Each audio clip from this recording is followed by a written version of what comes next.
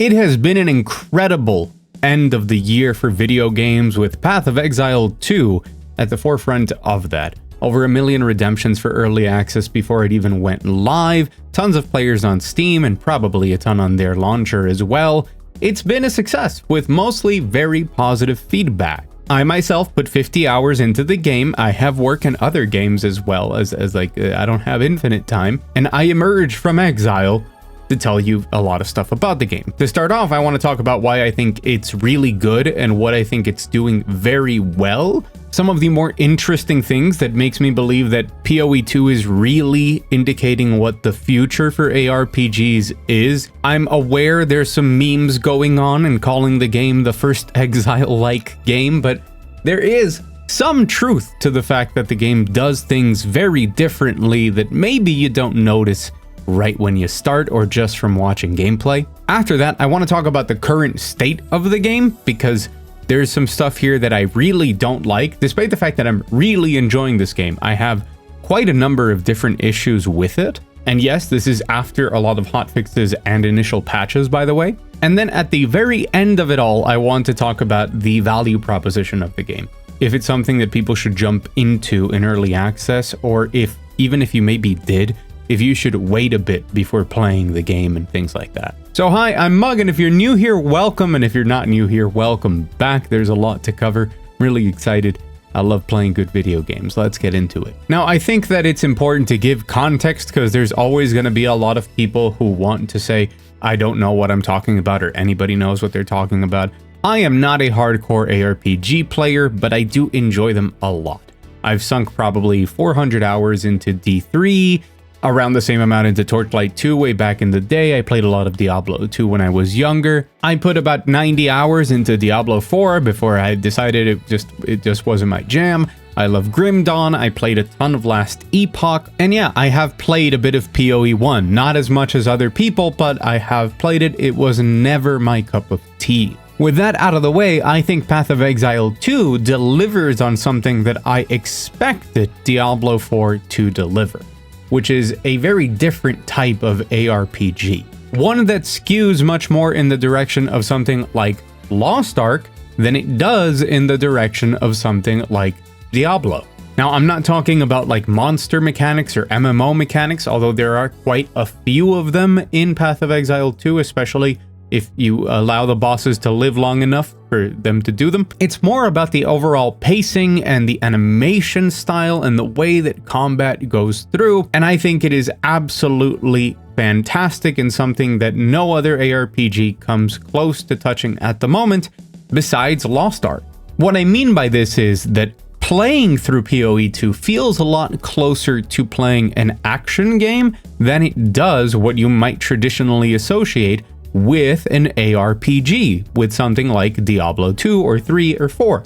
And this is an overall direction that I think ARPGs have been trying to head towards for a while, to kind of rid themselves of the overall kind of disjointed feeling of clicky and then things exploding, without there really being a sense of weight and connection to your character. And while Path of Exile 2, especially at endgame in maps, still has all of the crazy things that you would expect from an ARPG, 17 different things triggering at different moments depending on the crazy build you cooked up and how many cast on trigger gems you have, the moment-to-moment movement and casting of your abilities feels much more like you're actually playing an action game. That has a lot to do with the animation work, with the fact that now I think this game plays superbly on WASD or on gamepad much better than on clicking to move. This already means that you have so much more of a feeling of control over a character, and it also means that the combat in the moment, every single moment of it, feels much more like you have to make these split-second decisions as you dodge and as you continue to track, and in my opinion just makes every second of combat just that tiny bit more engaging and helps you feel connected to the character in the game.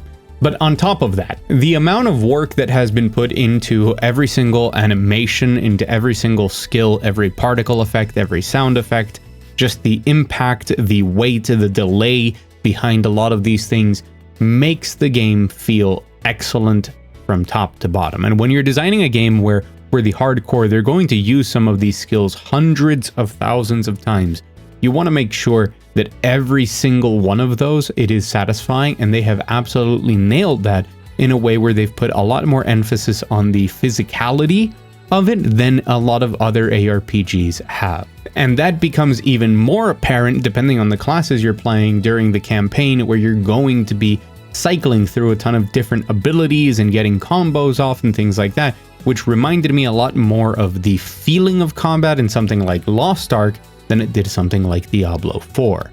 Immediately, this makes it stand out so much within other ARPGs, and I think makes it a lot more appealing to people. However, what I think is the most interesting decision they've made, and one that I personally really enjoy, is the speed.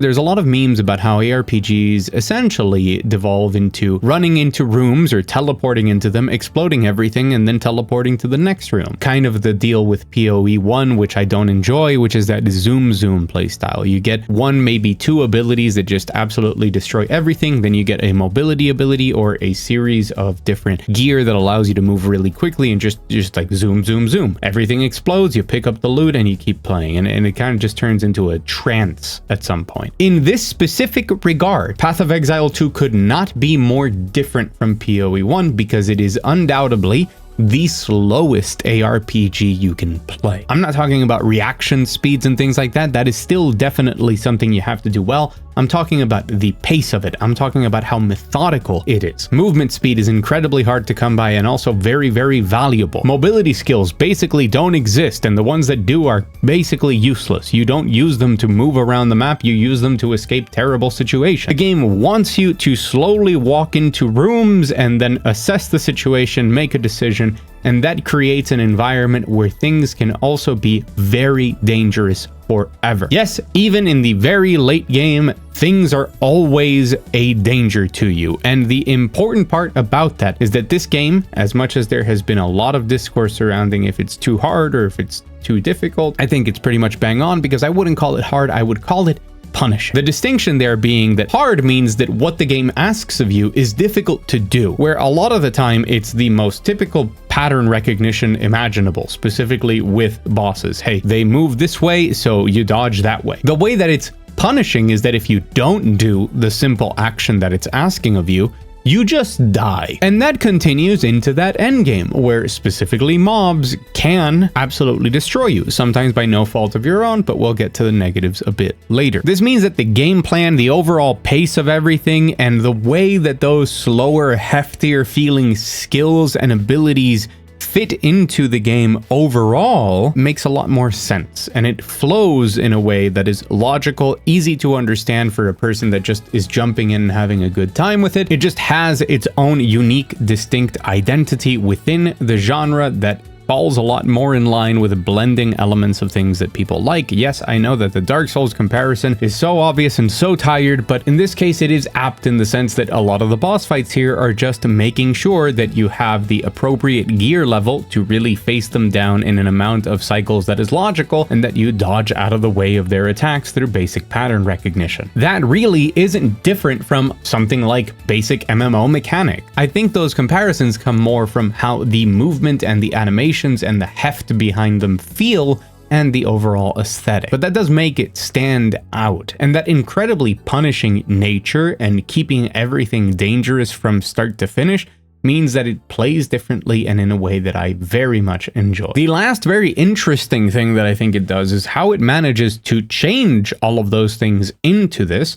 and still preserve and manages to blend that with having those crazy builds at endgame where you're just using two abilities, but you still need to adapt them to how the game is this time around, how different it is. There is still all of this complexity, systems upon systems, and progression methods, and then the expertise that they have gained over the years means that you always have something new that you're excited to try out, be that your level ups to reach new passive, very transformative skill nodes, be that a new gear drop, be that getting enough currency to continue gambling on items. There's always some sort of incremental progression that you can get that leads towards very satisfying payoffs that you feel very directly when you're playing through the game, that makes it addictive, and that is what they absolutely nailed here. Grinding Gear Games has had 10 years of PoE to earn their reputation, and they put it on the line with PoE 2, and even in this early access state,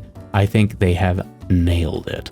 It's different, not just to PoE 1, but to pretty much everything out there, but it is its own thing and something unique that you really can't get anywhere else right now. And this is why I've sunk so much time into Path of Exile 2. It's really damn good. I recommend that you play it and you have a great time, but I also have a lot of negatives to say. The first one is that I don't know if they know what they want with this game in terms of audience. If they want this game to appeal to mostly people who already play video games, maybe ARPG fans, but also they want to grab some of those Elden Ring players or something like that, I think that's fine, and I think the game pretty much is in a good spot for that right now. But if they want to appeal to complete casuals, which if you are watching this video, you are disqualified from being called casual immediately. You're on YouTube watching videos about this. This isn't about us. It's about, like, you know, Johnny 9 to 5. I have a 9 to 5, but you know what I mean. I'm talking about 9 to 5, comes home, plays an hour of Call of Duty, maybe. I think they haven't done a great job that I expected them to in tutorializing. They do have some tutorialization early on to kind of start guiding you through things, but then after that, a lot of stuff that I think they should tutorialize, they don't. I think somebody new playing the game might think this is the type of game where you're supposed to depend on your drop in order to get stronger, when it's really a game where you have to accumulate resources and gamble. You have to spend gold on weapons in order to get better weapons. You have to check your vendors. You have to use your orbs a lot of the time in order to level up to a point where you can take on bosses. And people just don't seem to understand that. A lot of people don't seem to understand socketing and runes. And I just don't think it would be that difficult to add in tutorials similar to the ones that are currently in the game for those things, or maybe even for people who, you know, toggle the tutorial section to get more direct recommendations on stuff like your skill tree, because there's stuff there like the gems, they have recommended support gems, they have all of these things, but there's a lot of the systems, especially as you keep going deeper and deeper into the game, that don't have that level of hand-holding, which, one, it can be completely optional, and two, you don't need to change anything about the game. You just need to give that option and that information more upfront for people who ask you for it, which is not there. I always try and evaluate games on that front, and I just don't think this one does. It's not the biggest thing in the world. I always criticize games where it's these sorts of things, it gets really good after 20 hours, or the game really begins at endgame, but then the road to endgame is just incredibly confusing and difficult and oftentimes unfun. And Path of Exile 2 doesn't have that problem, because I think that even if you know nothing and are confused all of the time, playing the game, the moment-to-moment gameplay is so much fun that people will get there, and if they're that invested, they'll figure it out. But I think it is worth pointing out that if they are trying to court completely new people, they should do a little bit more on that front. Which, by the way, don't misinterpret what I'm saying. The game does put a lot of information forwards, and a lot of people just have an aversion to reading. There's a big difference between what does chill do, which, you know, you have the tooltip right there, just hover over it and read it, and somebody new not understanding that you can put any support gem that's viable from the huge list into your gems, because the game up front is showing you this recommended list, and, you know, it looks like these 9 things, maybe those are the only ones that are viable. Putting a little text box and an arrow that's like, hey, later on you're going to be able to equip whatever you want, but these are the ones we recommend. There's know-it-alls, there's people who don't want to read, and then there's the people I'm referring to which need a little bit more. I watched some guy post in global chat some boots, I think they were, and it was like, when I equip these boots, my evasion goes to 0. Why is this happening? Is it a bug? And the item said on the last line, turns your evasion to 0 and converts it to armor. I was like, you guys really just, you can't read. So yeah, like that doesn't need a tooltip is my point. Now, the biggest problem with the game overall is what I like to call early access rust, which makes sense because the game is in early access. And this is a true early access. A lot of the content isn't here. There's a lot still to come. And the game is being tested by literally hundreds of thousands of people at the moment. Or as much as grinding gear games can playtest and beta test and all sorts of things, it's nothing compared to what it is to have this game out in the wild. And there's balancing issues that are going to pop up. and there's a lot of fine-tuning that goes into making a game as complicated as an ARPG, especially one as ambitious as this one, work smoothly. And there's a lot of issues with that are still present. Melee does not feel good a lot of the time. I think it's mostly because the way that it chooses targeting and the kind of assist that it has, the magnetic part of the melee, isn't very well tuned. And with how punishing the game is and how difficult it can be to have the right gear at certain points in time, not ideal. Overall drops, not great. Keeping up with your resources and still having to do the same song and dance of picking stuff up, going to town, selling it or disenchanting it or salvaging it, and then going back and then doing that 50 times just so you have enough gold to keep up to where you are at that point in the game, keep gambling or to keep obtaining better gear. Not fun. Biggest issue, no question for me, maps. I don't like how it works. This is a case where you need to pick your poison. If you're going to have a game where mobility is incredibly limited and it just has this very slow pace, you can't have maps that are this big and this labyrinthine. Because similarly to the whole like picking stuff up just to sell it and come back, which is just a waste of time, a lot of these maps being so huge without any ways to make them shorter also means that when you very, very often end up not finding where you're going and you have to backtrack sometimes for minutes on end with there being nothing to do on that path, it's just a point of frustration and boredom for people playing the game that I think doesn't need to be there. And since I think that it's very important to the game to kind of play at the speed that it does, I think that map generation overall needs to be better tuned and better streamlined so you minimize how often people just end up in situations where there's nothing. This is especially a huge problem once you are in actual maps at endgame, because you have to explore them all the way in order to find rare mobs, but you never know where they are. If you spend enough time in a map, you're going to get these little skulls that indicate where the enemies are, and you still have to find your way to the skulls. It doesn't like reveal the map, but that is so much better than just wandering aimlessly in some of these enormous maps for no reason. And that leads me to another big complaint, which is sometimes the game is just unfair. It's just unfair in a way that is very frustrating and can make people not want to keep playing, except the game is so damn good that you probably want to keep playing despite it, but it still feels terrible. That punishing nature that I mentioned before, that it doesn't matter if you have maxed resistances, if you have capped armor and evasion, you will still die to a mob in maps. It doesn't matter. That would be fine if it weren't for the fact that you need to explore every corner of the map a lot of the times in order to see where you're going. And sometimes the game will just decide that this dead end also comes with huge enemies that ambush you incredibly quickly, body blocking you, which means that unless you have the equivalent of an immediate meteor nuke that can take everything out, if you're anyone who needs to gather resources or inflict an ailment, you need more than 2-3 seconds to eliminate an enemy, you are guaranteed to die in that circumstance. And there's nothing you could have done to prevent it. You could say, oh, you shouldn't have gone towards the dead end. Well, I guess now we have to invest in a light in our items to know that it's a dead end and turn around, not even check to see if one of the rare mobs that I need to take out is in there. Because otherwise, if it is an ambush, I can just die. And especially once you're in maps in endgame, spending 12, maybe 15 minutes in one of the bigger, like ridiculously big maps that I've encountered, where you're just hunting for rare mobs. You spent a rare waystone on this map and it was going great just for you to enter a dead end and die. It feels like garbage. And I don't think that's intended, and I think that's where a lot of this early access rust and this feedback comes in. I think there's stuff here that needs to be worked out, but I think it will, because that's the whole point of grinding gear games, is that they're really good at what they do, which in this case is making video games and listening to feedback. And they've already started working on it. Some people have complained that they've already nerfed some stuff, but some stuff just wasn't working as intended. I respect that.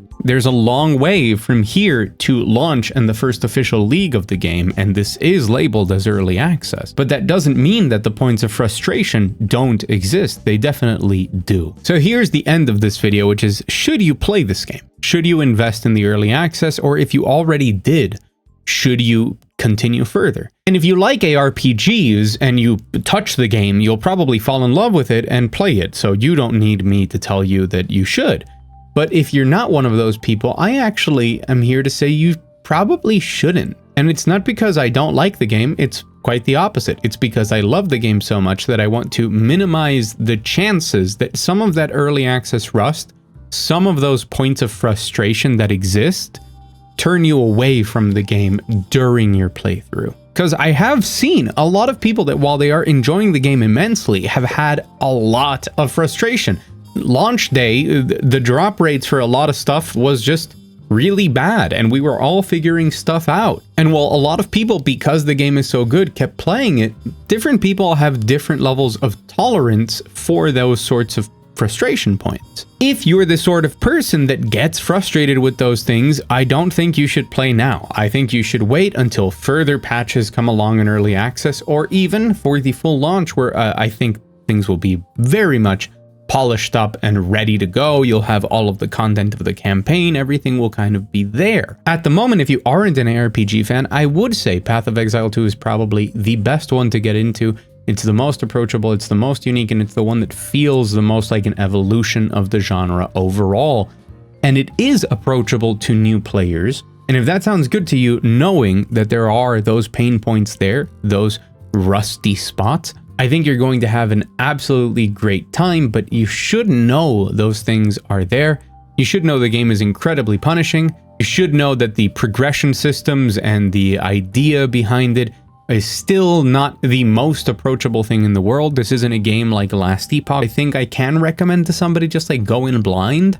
Path of Exile 2 is still right now a game where at some point or another, you're gonna end up searching builds if you're not the type of person that plays ARPGs. It's not that holy grail of a campaign where you can just figure your way out just having fun.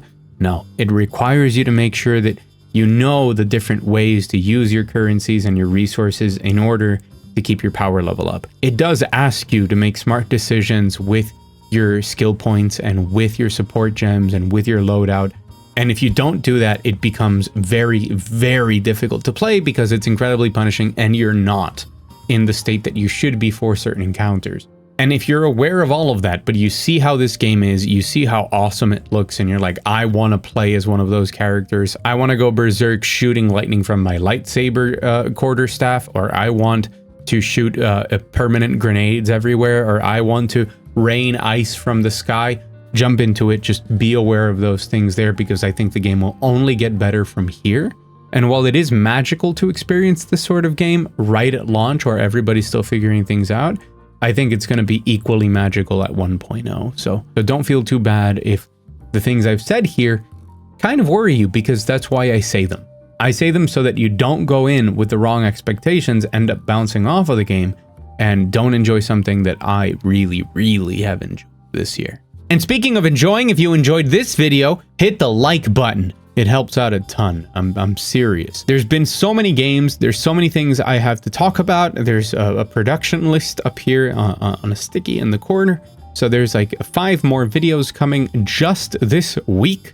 So make sure to subscribe if you want to see some really cool video games. Some cool stuff to play, and hopefully some really cool videos showing those off. But especially thank you for watching. And an extra special thanks to my patrons who support everything I do day in and day out. I am eternally grateful to you. As always, I've been Mug. Go out there, enjoy some great video games, and I'll see you again very soon.